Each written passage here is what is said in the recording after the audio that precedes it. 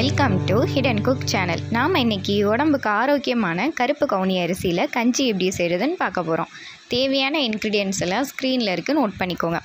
அதுக்கு முன்னாடி நம்ம சேனலை சப்ஸ்கிரைப் பண்ணிக்கோங்க. 1 கப் கவுனி அரிசி ஓவர் நைட் ஊற வச்சு எடுத்து வச்சுருக்கேன். 1/2 கப் பாசிப்பருப்பு, 1 டீஸ்பூன் வெந்தயம் ஊற வச்சு எடுத்து வச்சுருக்கேன். ஊற வச்ச கவுனி அரிசியை வாஷ் பண்ணிவிட்டு இந்த மாதிரி கொரன்னு அரைச்சி எடுத்துக்கிறேன். அதுக்கப்புறம் ஒரு விசில் குக்கரில் அரைச்ச கவுனி அரிசியை இது கூட சேர்த்துக்கிறேன். கூடவே ஒரு கையளவுக்கு புதினா மல்லி, ஊற வச்ச வெந்தயம் 1 டீஸ்பூன், சின்ன சைஸ் பட்டை 4 கிராம்பு, ஏலக்காய் 3, 2 சின்ன தக்காளி கட் பண்ணி சேர்த்துக்கிறேன். தக்காளி பெருசாக இருந்தால் 1 சேர்த்துக்கோங்க.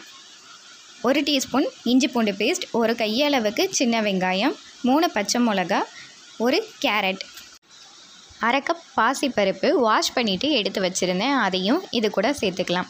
தண்ணி நிறையாவே வச்சுக்கலாம், ஏன்னா கஞ்சி வைக்க போகிறதுனால பிரச்சனை இல்லை.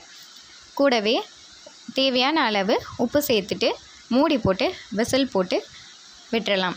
5 விசில் வர வரைக்கும் வெயிட் பண்ணுங்கள்.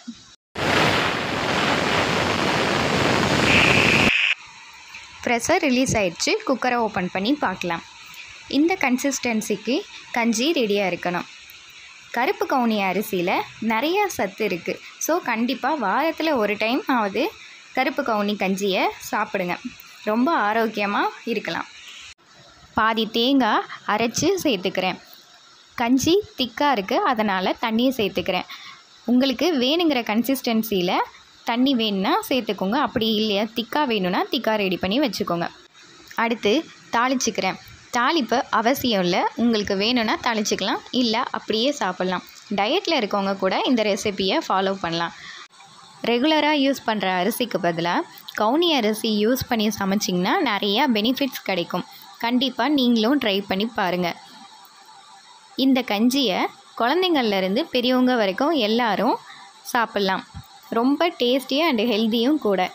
இப்போது கஞ்சி ரெடி ஆயிடுச்சு.